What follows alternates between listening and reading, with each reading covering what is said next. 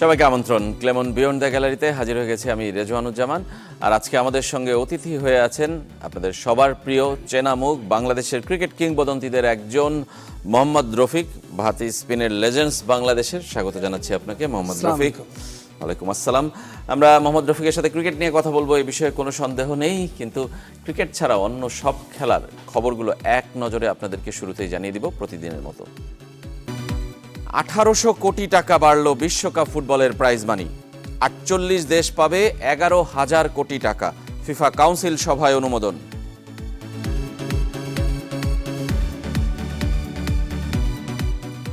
নিম্নচাপের জেরে চট্টগ্রামে চলছে টানা বৃষ্টি, শঙ্কায় বাংলাদেশ নিউজিল্যান্ড আজকের দ্বিতীয় টি-20।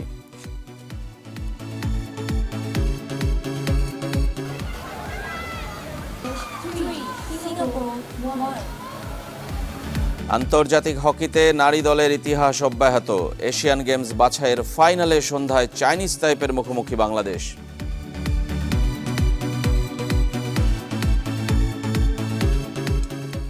শুনছিলেন দেশ বিদেশের খেলার সবশেষ খবরগুলো এক নজরে আপনাদেরকে জানিয়ে দিলাম। আমরা কথা বলবো মোহাম্মদ রফিকের সঙ্গে। আমাদের সঙ্গে আছেন আজকে বাংলাদেশের স্পিন লিজেন্ডস। আমরা বলছিলাম, কিন্তু বাংলাদেশের সত্যিকার অর্থে এর পরবর্তীতে কেন বিশ্বমানের স্পিনার তৈরি হচ্ছে না, কিংবা আদৌ বাধা কোথায়, কিংবা সামনে আসবে কিনা স্পিনার, সেই বিষয় নিয়ে আমরা কথা বলবো। সম্প্রতি ক্রিকেট বোর্ড তার সঙ্গে চুক্তি করেছিল কোচ হিসেবে, সেই দায়িত্বেরও অবস্থা আমরা জানার চেষ্টা করবো। আপনারাও চাইলে অংশ নিতে পারেন, ফোন করতে হবে স্ক্রিনে দেখানো নম্বরগুলোতে। প্রথমে আবারও স্বাগত জানাচ্ছি মোহাম্মদ রফিক। আজকে বাংলাদেশের ম্যাচ হওয়ার কথা। আপনি ক্রিকেটের বাইরে, আবার বাইরেও না, আপনাকে মাঝে মাঝে আমরা দেখি নানা ধরনের ব্যস্ততায় কিংবা নানা টুর্নামেন্টের আয়োজনে, বিপিএল এর সাথেও সরাসরি থাকেন দলগুলোর সাথে। আপনি ক্রিকেটের সাথে কিভাবে আছেন এখন, কিংবা ক্রিকেটের বাইরে আসলে সময়টা কিভাবে কাটান? দেখেন, নিজের একটা বিজনেস আছে, ওটা সময় কাজ যাচ্ছে। তারপরে ফ্রাইডে ক্রিকেট খেলি, যেমন বন্ধের দিন শনিবার শুক্রবার খেলা হয়, তো এটি খেলি। তো মোটামুটি ক্রিকেটের সাথেও আছি, ব্যবসার সাথেও আছি। আচ্ছা, বাংলাদেশের খোঁজ খবরও নিশ্চয়ই রাখেন? অবশ্যই, কারণ কি বাংলাদেশে যতটি খেলা টিভিতে তো অবশ্যই দেখি, অফিসে যদি থাকি অফিসে দেখি, বাসায় হলে বাসায় দেখি। তাই আলহামদুলিল্লাহ আমি মনে করি যে বাংলাদেশ ক্রিকেটটা কিন্তু একটা ভালো পথে যাচ্ছে। একটা এই দিক দিয়ে বলবো যে আজকে দেখেন ব্যাটিং অর্ডারটা দেখেন, যে ব্যাটসম্যানটা কিন্তু কনফিডেন্স আসছে এবং বড় ইনিংস খেলার জন্য কিন্তু এখন রেডি হচ্ছে।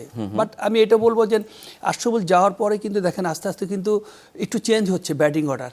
আপনি দেখেন ব্যাটিং কোচ হওয়ার পরে এটা কিন্তু আস্তে আস্তে দেখা যাচ্ছে ওর যে হ্যাবিটটা, ওইটা কিন্তু প্লেয়ারদের মাথায় দিচ্ছে এবং প্লেয়ারের লং সময় নিয়ে এটা কাজ করতেছে। হতে পারে আগে ফরেন প্লেয়ার ছিল, যে ফরেন প্লেয়ার অনেক সময় দেখা যাচ্ছে যে মন খুলে বাঙালিরা কথা বলতে পারতো না, ভাষার কারণে যেটি হোক, বাট কথা বলে। কিন্তু এখন লোকাল কোচ আসছে, তো লোকাল কোচ হিসাবে কিন্তু আশরাফুল দেখেন যে লাস্ট জয়টা সিরিজ গিয়েছে, তো মোটামুটি কিন্তু ব্যাটসম্যানরা কনফিডেন্স পাচ্ছে এবং বড় ইনিংস খেলার জন্য কিন্তু ওরা ওইভাবে রেডি হচ্ছে। তা আমি মনে করি যে এরকম লোকাল কোচগুলো থাকলে দেখা যাচ্ছে অবশ্যই ক্রিকেটটা ডেভেলপ হবে এবং প্লেয়ারের সবচেয়ে বড় কি যে নিজের দেশের প্লেয়ারগুলো অনেক কনফিডেন্স পাবে। আচ্ছা, আপনি নিজেও ক্রিকেট বোর্ডের সাথে, ক্রিকেট বোর্ড আপনাকে 1 বছরের জন্য নিয়োগ দিয়েছে, দায়িত্ব এখনো শুরু করেননি, সেটার জন্য কি অপেক্ষায় রয়েছেন কিনা? আলহামদুলিল্লাহ হবে, আজকে না হলে 2 দিন পর হবে। আপনি দেখেন তো এখন বিসিবি একটু সমস্যা দাঁড়াচ্ছে, কিন্তু আমাদের তো ওটা দেখে না, আমরা হলো মাঠের লোক, আমরা চাচ্ছি আমাদের মাঠে কাজ। এখন যে লোকেই আসবে তার আন্ডারে আমার কাজ করতে হবে, বাট এখন ওদিকে আমি ফলো করি না। বাট আমার ফলোটা হলো যে আমি কবে জয়েন করব। ক্রিকেট বোর্ডের কলের অপেক্ষায় আপনি আছেন। আমরা একটা বিষয় পেয়েছি যে বাংলাদেশে বিশ্বমানের স্পিনার কেন তৈরি হচ্ছে না, মানে এই বিষয়টা আপনার কি মনে হয় যে ওয়ার্ল্ড ওয়াইডে কি আসলে স্পিনারদের গুরুত্ব কমে গেছে, পেসারদের গুরুত্ব বেড়ে যাচ্ছে নাকি? আসলে দেখেন না, এটা সব দিকে আপনার 2টা ডিপার্টমেন্টে নিয়ে কাজ করতে হবে। আপনি এরকম না কোনো দুনিয়ায় দেখেন যে ফাস্ট বোলার নিয়ে আপনার সব পুরো টিম সাজে, এরকম না। স্পিনার আপনার ফাস্ট বোলার নিয়ে করতে হবে, বাট আপনি চিন্তা করতে হবে যে আপনি কি ওয়েদারে খেলবেন, কোন উইকেটে খেলবেন, ওইভাবে দেওয়ার প্রিপারেশন। যেন আমাদের বাংলাদেশে এশিয়াটা, বাট বাংলাদেশ টিমটাই ধরেন যে বাংলাদেশ টিমটা কিন্তু সবসময় যত পিছনে দেখেন স্পিনারের অ্যাটাকেই কিন্তু ম্যাচটি জিতেছে বা স্পিনারেই ভালো করেছে। বাট এখন ডে বাই ডে কিন্তু দেখা যায় ফাস্ট বোলার আসতেছে। তা আমি মনে করি ওভারঅল বলবো যে 2টা ডিপেন্ডেন্ট যদি ভালো করে, তো ইনশাল্লাহ আমি মনে করি যে একটা ভালো পজিশন থাকবে এবং যে কোনো টিমকে হারাবে অবশ্যই।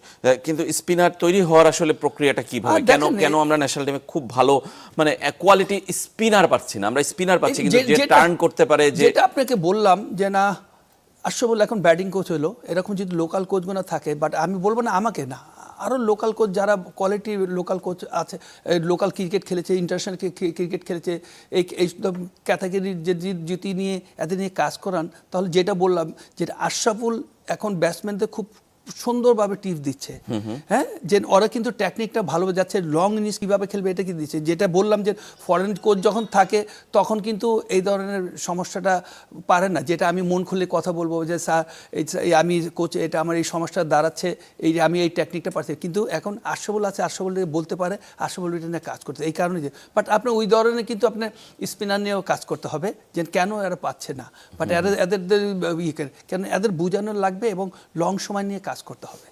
সেটা তো ন্যাশনাল টিমের কথা বললেন, কিন্তু আপনি ওভারঅলে আপনার কাছে কি মনে হয় যে মানে বাংলাদেশে এক এক সময় একটা জোয়ার যায়, এক এক সময় ব্যাটারদের জোয়ার যায়, এক সময় বাংলাদেশ লেফট হ্যান্ড ব্যাটারদের অনেক জোয়ার গেছে, এক সময় রাইট হ্যান্ড ব্যাটার গিয়েছে, এক সময় স্পিনারদের গিয়েছে, এক সময় পেস বোলারদেরটা এখন চলছে। আমার মনে হয় যে বাংলাদেশে বেশ কয়েকজন ভালো পেস বোলার আপনি রয়েছে। দেখেন ওটা যদি চিন্তা করেন, আপনার বাংলাদেশ টিমে কিন্তু এই লাস্ট 10 বছর বা 15 বছর কিন্তু বিদেশি অনেক স্পিনার কোচ নিয়ে আসছেন, কিন্তু আমি মনে করি না সাকসেস হয়েছে বাংলাদেশ। সাকলাইন মুস্তাক আহমেদ অনেকজন অনেক আছেন। মুস্তাক আহমেদ আপনি দেখেন এই যে নতুন কোন প্লেয়ার তৈরি করেছে, দেখেন এই যে আজকে দেখেন যে যেটি আপনি 2 বছর 3 বছর আগে বাদ দিয়েছেন বা 1 বছর আগে বাদ দিয়েছেন বা 5 বছর আগে ঘুরে ঘুরে কিন্তু ওই প্লেয়ারগুলো আবার নিয়ে আসছেন, কাম ব্যাক করতেছেন। বিকজ কারণ কি দেখা যায় ওর অপশন আমরা পাচ্ছি না, বাট অপশন খুঁজে বের করতে হবে, তাহলে দেখা যায় যে আপনি প্লেয়ার খুঁজে পাবেন।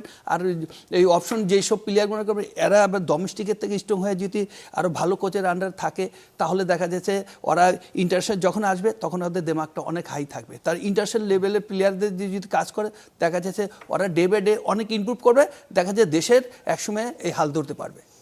বিদেশি কোচরা কি তাহলে খালি মানে খুব বেশি অপশন খুঁজতে পারে না, কিংবা তারা খালি যে কয়জন পায় ন্যাশনাল টিমে তাদের নিয়ে কাজ করে, যেই কারণে তারা কি খুব বেশি কোয়ালিটি বাড়ানোর ক্ষেত্রে? দেখেন আপনি যখন ন্যাশনাল টিমে নিয়ে আসেন, ন্যাশনাল টিমে আর কয়টা প্লেয়ার থাকে, কিন্তু ন্যাশনাল টিমের বাইরে তো অনেক প্লেয়ার আছে, এই জায়গাটা কিন্তু ওরা কাজ করে না। ওরা কিন্তু দেখেন আপনার আমি যত বাংলাদেশ টিমে যতদিন খেলেছি অনেক কোচের আন্ডারে খেলেছি, ফরেন কোচ, ওদের কিন্তু একটা টাইম দিয়ে দেয় যে আমরা আজকে 2 ঘন্টা প্র্যাকটিস করবো, হ্যাঁ, তা অনেক সময় দেখা যায় 2টা বাচ্চা নিয়ে 2 ঘন্টা কাজ করতে হয়, কিন্তু এটা কিন্তু ওরা করে না। যদি আমাদের লোকাল কোচ যদি থাকে দেখা যাচ্ছে যে এটা ওর 2 ঘন্টা কেন, ওর সারাদিন ওর সাথে কাজ, কারণ আমার কাজটা ওইটা ওকে বোঝানো, তা আমি যে পর্যন্ত না বুঝবো ওই পর্যন্ত ওকে নিয়ে কাজ করবো, কিন্তু আমাদের এই জায়গাটা একটা গ্যাপ তৈরি হয়েছে বড়, মানে দেশি আর বিদেশি কোচের ক্ষেত্রে। বিদেশি কোচের ক্ষেত্রে এমনিতে ঘরোয়া ক্রিকেটে মানে বিদেশি কোচরা তো আসলে টপ লেভেলে কাজ করে, ঘরোয়া ক্রিকেটে কিংবা নিচের শ্রেণীতে বয়স ভিত্তিক ক্রিকেটগুলোতেও কি আসলে স্পিনার তৈরি হচ্ছে কিংবা হচ্ছে না কেন?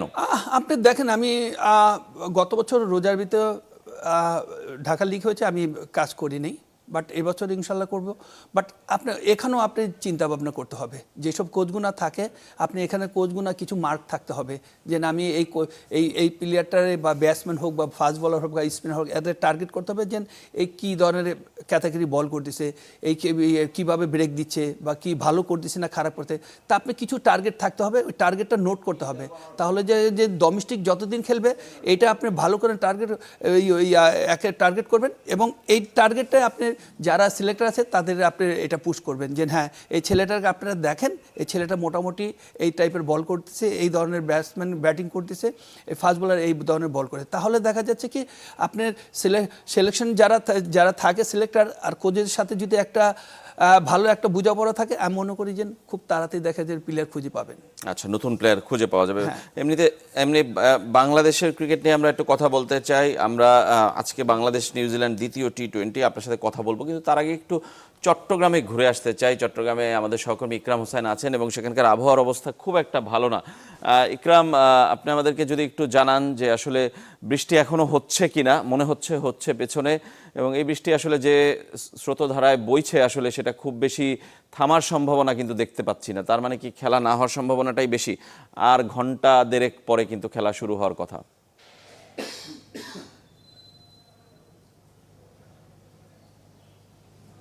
রেজওয়ান, খেলা না হওয়ার সংখ্যাটাই আসলে বেশি এখন পর্যন্ত আমরা দেখতে পাচ্ছি। তবে দুই দলেই মাঠে এসেছে এবং বৃষ্টিও কিছুটা কমেছে, তবে সেই বৃষ্টি থামার কোনো লক্ষণ এখন পর্যন্ত আমরা দেখতে পাচ্ছি না, কারণ বৃষ্টি হচ্ছে এবং সঙ্গে বাতাসও আছে এবং আকাশে গর্জনও শুনতে পাচ্ছি আমরা। সব মিলে এটা তো আসলে এই সময়ের স্বাভাবিক বৃষ্টি নয়, কারণ এটা নিম্নচাপের প্রভাবে এই বৃষ্টি হয়েছে বলে আবহাওয়াবিদরা জানাচ্ছেন। সেই কারণে হয়তোবা এই বৃষ্টি কখন থামবে সেই ব্যাপারটা এখনই একদমই পরিষ্কার না, যার কারণে বলা যাচ্ছে না আসলে কি হতে পারে ম্যাচের ভাগ্য। তবে 5 ওভার পর্যন্ত যেহেতু সর্বনিম্ন খেলার সুযোগ আছে, সেই সুযোগটা যদি শেষ পর্যন্ত আসে সেটা নিয়ে হয়তোবা দুই দলে চিন্তা করছে এবং সেজন্য কিন্তু তারা মাঠে এসেছে। এবং কখন পর্যন্ত আসলে টস হতে পারবে, আদৌ আসলে টস হবে কিনা, পুরো ব্যাপারটাই আসলে ধোঁয়াশা তৈরি হচ্ছে। রেজওয়ান, কাট অফ টাইম কয়টায়, ম্যাচটা কয়টা পর্যন্ত অপেক্ষা করবেন আম্পায়ার ওই 5 ওভার মিনিমাম খেলা হওয়ার জন্য?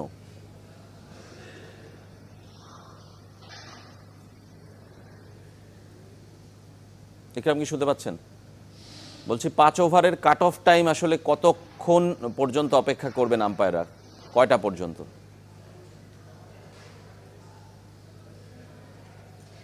ইকরাম খুব সম্ভবত আমাকে শুনতে পাচ্ছেন না। রেজওয়ান শুনতে পাচ্ছি না।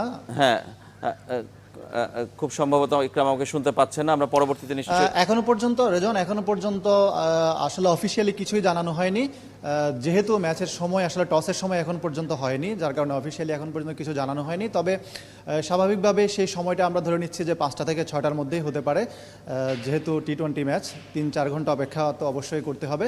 তো সেই জায়গা থেকে এখনো পর্যন্ত আমরা ধারণা করছি, তবে অফিসিয়ালি এখন পর্যন্ত কিছুই জানানো হয়নি। ধন্যবাদ আপনাকে ইকরাম আমাদের সঙ্গে যোগ দেওয়ার জন্য। বৃষ্টি এখনো চলছে চট্টগ্রামে, সুতরাং খুব বেশি সুখবর নেই সেখানকার। বাংলাদেশ নিউজিল্যান্ড সেকেন্ড টি-20, প্রথম টি-20 নিশ্চয়ই দেখেছেন যে বাংলাদেশ ভালোভাবে মানে এক পেশে 12 বল আগে এক পেশে জয়ী আমি বলতে হয় যে 180 রানের উপরে চেস করে বাংলাদেশ জিতেছে 12 বল আগে। সেকেন্ড টি-20টা জিতলে সিরিজটাও বাংলাদেশের হয়ে যেতে পারতো আজকেই, কিন্তু বৃষ্টির উপর কারো হাত নেই। সেটাই এখন মেন জিনিসটা হলো যে সবচেয়ে বড় যে বাংলাদেশ তো একটা ম্যাচ এগিয়ে আছে, কনফিডেন্সটা অনেক হাই। বাংলাদেশ আমি চাবো, বাংলাদেশও চাবে যে 5 ওভার খেলা হলে একটা রেজাল্ট চাচ্ছে, যে একটা রেজাল্ট হোক। বাট হার জিত থাকবে, ওরাও জিততে পারে বা বাংলাদেশ জিততে পারে। বাট আমি মনে করি যে যারা এখানে অর্গানাইজ করতেছে তারা তো অবশ্যই একটা আম্পায়াররা একটা সময় নেবে যে কতক্ষণ আছে, কারণ কি আজকের দিনটাই তো পুরাটাই 2020 খেলার জন্য। তা আমি মনে করি যদি একটু ওয়েট করে, আর যদি ওয়েদার ভালো হয় আমি মনে করি যে চিটাং খেলা তো অটোমেটিক হয়ে যেতে পারে 5 ওভার খেলা, মানে গ্রাউন্ড কিংবা আউটফিল্ডের ওদের অনেক ভালো আচ্ছা, সেই ক্ষেত্রে হয়ে যেতে পারে। বাংলাদেশের এই দলটায় আপনার কি মনে হচ্ছে যে বাংলাদেশ একটা তরুণ দল নিয়ে খেলা শুরু করেছে, বেশ কয়েকজন সিনিয়র প্লেয়ারকে রেস্ট দিয়েছে, তাসকিন, এবাদত, মুস্তাফিজ সবাই রেস্টে আছেন, এবং বাংলাদেশ চাচ্ছে যে আসলে পরবর্তী বিশ্বকাপের জন্য দল তৈরি করতে, যে কারণে দুজন নতুন প্লেয়ারও নেওয়া হয়েছে, রিপন মণ্ডল এবং সাকলাইনকে। তাদেরকে নিয়ে আপনি কি বলবেন, কিংবা পুরো দলের স্ট্র্যাটেজিটা নিয়ে কি বলবেন? আপনি দেখেন এটা একটু আমি মনে করি খুবই ভালো একটা অপশন, কারণ কি এটা নিচের থেকেও প্লেয়ারটা তুলে ধরা। এখন তো যদি এখান থেকে ইন্টারন্যাশনাল লেভেলতে নিয়ে আসেন, এখান থেকে আস্তে আস্তে ওরা শিক্ষাটা নিবে, শিক্ষা নিতে নিতে দেখা যায় আরও ভালো টিমের সাথে যখন খেলবে তখন দেখা যাচ্ছে যে ওদের কনফিডেন্সটা অনেক উপরে থাকবে। ওদের জন্য যে আজকে অস্ট্রেলিয়ার সাথে খেলবো যে একটা নার্ভের যে অস্ট্রেলিয়ার নামে, এই জিনিসটা হবে না। তখন অনেক বড় কনফিডেন্স থাকবে যে হ্যাঁ আমরা তো জিততে আসি। এই যে একটা কম্পিটিশনটা থাকবে, প্লেয়ার ভিতরে একটা জিত থাকবে, তা আমি মনে করি এটা বাংলাদেশকে অনেক এগিয়ে নিয়ে যাবে। মানে নতুন প্লেয়ারদের ক্ষেত্রে অবশ্যই, হ্যাঁ নতুনদের ক্ষেত্রে বলছেন।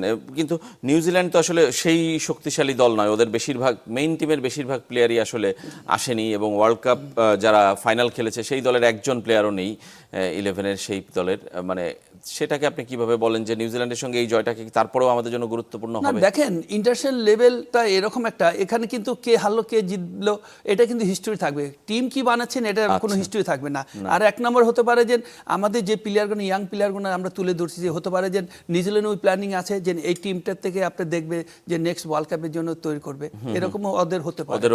সব দেশেই কিন্তু একটা প্ল্যানিং এর ভিতরে থাকে। তা আমি মনে করি যে সুতরাং আমাদের কিন্তু এই সিরিজটা জিতার দরকার। ওরা কি টিম নিয়ে আসবে ওটা দেখা বিষয় না, দেখবে কিন্তু সারা দুনিয়ায় আইসিসি যে কে হারলো কে জিতলো। আমাদের সঙ্গে আছেন মোহাম্মদ রফিক, বাংলাদেশের সাবেক ক্রিকেটার, লেজেন্ডারি স্পিনার ক্রিকেটার আমাদের সঙ্গে আছেন। আমরা কথা বলছি বাংলাদেশে বিশ্বমানের স্পিনারের ঘাটতি নিয়ে। মোহাম্মদ রফিক, বিরতির আগে আমরা ক্রিকেট নিয়ে কথা বলছিলাম, একটু আপনাকে নিয়ে কথা বলতে চাই। আপনি এই যে ক্রিকেট বোর্ডের সাথে চুক্তিবদ্ধ হয়েছেন কিংবা হতে যাচ্ছেন, যেটাই বলি, যদিও আটকে আছে এখন এই সময়, আপনার মূল লক্ষ্যটা কি থাকবে? আপনি এই 1 বছরে কি করতে চান যখন থেকে দায়িত্বটা শুরু করবেন, যদি দায়িত্ব শুরু করেন? আর দেখেন একটা বছরে যদি কাজ করতে চাই, বাট একটা বছর যে ডিপার্টমেন্টে দিবে আমি মনে করি খুবই কম সময়, আচ্ছা, যে যেই টেকনিক নিয়ে কাজ করব। বাট তারপরও আমি আলহামদুলিল্লাহ আমি মনে করি যে আগে কাজ আরম্ভ করি, তারপরে তারা চিন্তা ভাবনা করবে এখন যে কোন লেভেলে যে কাজ করব। এখন আন্ডার 19 লেভেল দেবো, এ টিমে করবো না একাডেমি করবো, এটাই হলো সবচেয়ে বড় যে কোন বাচ্চাদের। কারণ দেখা যাচ্ছে যদি এখন উঠতি বাচ্চাদের দিয়ে কাজ করে আপনার, ওদের কিন্তু এত তাড়াতাড়ি আপনি শিক্ষা দিতে পারবেন না, এদের জন্য লং সময় দরকার। তো ডে বাই ডে আস্তে আস্তে কীভাবে করবে, দেখা যাচ্ছে ওদের মাসের পর মাস ওদের দেখা যাচ্ছে ওইটা নিয়ে কাজ করতে হবে। তা আমার কথা হলো যে আগে কাজ করি, তারপর দেখি যে কিভাবে কাজ করা যায় বা কেমনে কি হয়। আর যদি জাতীয় দলে কাজ করেন, মানে জাতীয় দলে স্বল্পকালীনই হোক আর দেখেন এই লেভেলটা কিন্তু আপনার এখানে শিক্ষার কোনো জায়গা নাই। এখানে সব কিছু ট্যালেন্ট প্লেয়ার। এখানে জাস্ট ওদের একটু টিপ দেওয়া উদ্দেশ্য যে কার এগেনস্টে বল করতেছে, ওই কোথায় উইক পয়েন্ট, এই 2-3টা জিনিস খালি ওদের বলারদের ধরে দেওয়া, যে একে এই জায়গা বল করো, ওই ব্যাটসম্যানটা এখানে বল করো, বা ব্যাটসম্যান অনেকজন সুইপ খেলে ওরা আউটসাইড দ্য অফ স্টাম্প বল করো, জাস্ট এই টিপসটা দেয়। এখানে আর শিক্ষার কোনো জায়গা নেই। তাই এই ছোট ছোট জিনিসগুলো যদি আপনার টিপ দিতে পারেন আর ওইভাবে যদি কাজ করে, তাহলে আমি মনে করি ইনশাল্লাহ সাকসেস হবে। জাতীয় দলে মানে আপনার পছন্দের কোনো স্পিনার আছে কিনা আপনাকে, মানে না, যারা জাতীয় দলে সবাই পছন্দ, এখানে আমি কারোর পার্সোনালভাবে পছন্দ থাকে না। বিকজ কারণ কি, এখানে যারা সিলেক্ট করে তারা তো পছন্দ মতন করে সিলেক্ট করেছে। আর দেশের আপনার 20 কোটি লোকের থেকে এখান থেকে 3-4টা আপনি স্পিনার নেবেন। পছন্দ বলতে যে তার বোলিং অ্যাকশন কিংবা তার অ্যাকশন দেখে মনে হয় যে আপনি আপনার দেখেন কাছাকাছি মনে এখানে হয়। মুশকিলটা হলো এখন আপনার মতো তাইজুল যেমন বল করছে, মানে নাসুম করছে লেফট হ্যান্ড, এটি যখন বলতেছেন এটি আপনার নাম বলে শেষ করতে পারবেন না। আজকে দেখেন তাইজুলও টিমে নাই, না তাইজুল টেস্ট টিম ছাড়া নেই। তো ওইটাই আপনি মনে করেন যে এই যে এইসব জিনিসগুলো যদি আপনি তুলে না ধরেন, আপনার প্লেয়ার তৈরি করতে হবে। আপনি এখনো বাংলাদেশ টিম কিন্তু আপনার 3 ক্যাটাগরি 3টা টিম হয়নি বাংলাদেশে, ওই রকম প্লেয়ার কিন্তু এখন তো সত্যি কথা তৈরি হয়নি। বাট আপনি যা আছে এটা নিয়ে আপনি ফাইট করতে হবে। বাট ওদের যদি টিমের সাথে থাকে, ওরা যদি খেলে, নেক্সট যে জেনারেশন যেটা উঠবে ওদের ফলো করবে, তার দেখা যাচ্ছে ওদের মাথায় আরও অনেক কিছু কাজ শিখতে পারবে। ওরা টিভিতে বসে বসে খেলা দেখলো যে তাইজুল কীভাবে বল করতেছে, ওই মেহেদি কীভাবে বল করছে। তো এই যে টিভিতে দেখাটা, এটা অনেক কিছু বাচ্চাদের কিন্তু অনেক কিছু শিক্ষা নেওয়া হয়। তা আমি মনে করি যে এই জায়গাটা স্টপ হয়ে যাচ্ছে। আচ্ছা, মানে প্লেয়াররা যেন, নতুন প্রজন্ম যেন বর্তমানের খেলাগুলো দেখে। অবশ্যই, কারণ কি আমরা তো আগে টিভি, যে আমরা খেলা দেখি না, টিভিতে বসে দেখি না, তখন তো ওইখান থেকে আপনি নোট করেন যে এই বলারটা এখানে বল করলো, এটা যদি এখানে না করতো তাই বোধহয় আরও ভালো হতো। তো এইভাবেই কিন্তু শিক্ষাটা না হয়। তা আমি মনে করি যে যতটুক আপনি শিখবেন, শিখার কোনো শেষ নাই।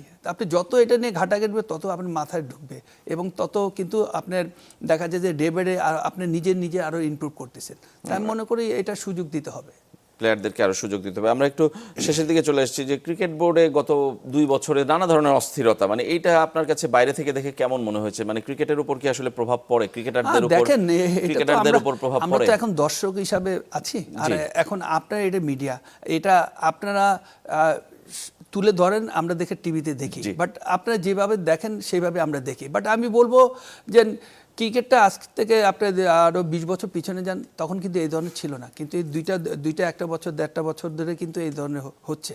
আগে দেখেন প্রেসিডেন্ট হলে দেখেন 1-2 ইলেকশনের মাধ্যমে প্রেসিডেন্ট হতো, বা কেউ চয়েজের মতো।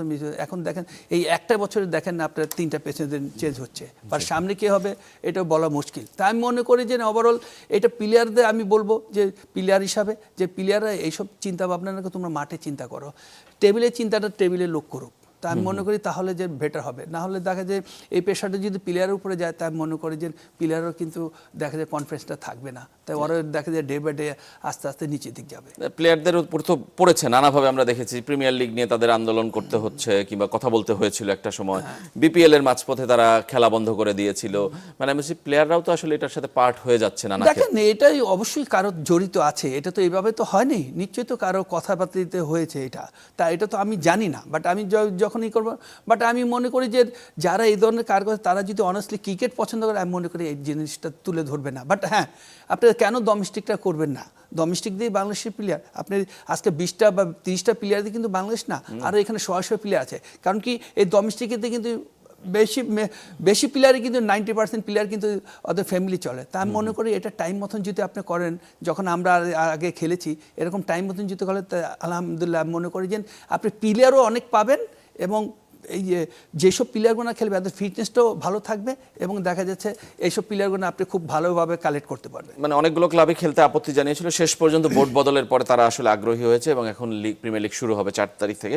শেষ প্রশ্ন আপনার কাছে, যে আসলে এই বোর্ড অ্যাডহক কমিটি, নির্বাচিত বোর্ড যারা 4 বছরের জন্য আসবে, তাদের কাছে আপনার কি চাওয়া?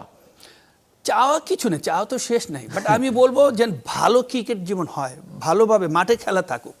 টেবিলে কি হয় না হয় জানি না, বাট ওর দিকে আমি তাকাইও না, বাট আমি মাঠের লোক, মাঠে থাকতে চাই এবং মাঠে যেমন খেলা হয় এটাই আমি তাদের কাছে রিকোয়েস্ট থাকবো যে হ্যাঁ, ইন্টারন্যাশনাল না, ইন্টারন্যাশনাল বাইরেও যেন আমাদের ডোমেস্টিক যে খেলাগুলো হয় এটি যেমন কন্টিনিউ থাকে এবং ডিস্ট্রিক্টে যেসব মাঠগুলো থাকে আছে এটিও মানে খেলার উপযুক্ত করুক এবং প্রত্যেকটা ডিস্ট্রিক্টে খেলা চালু করুক। তা আমি মনে করি যে তাহলে দেখা যায় যে আমরা যে হতাশাটা আছি ক্রিকেট প্লেয়ার নিয়ে, তা আমি মনে করি এই হতাশাটা থাকবে না, খুব তাড়াতাড়ি আপনি দেখবেন এই হতাশা থেকে আমরা বেরিয়ে যাব।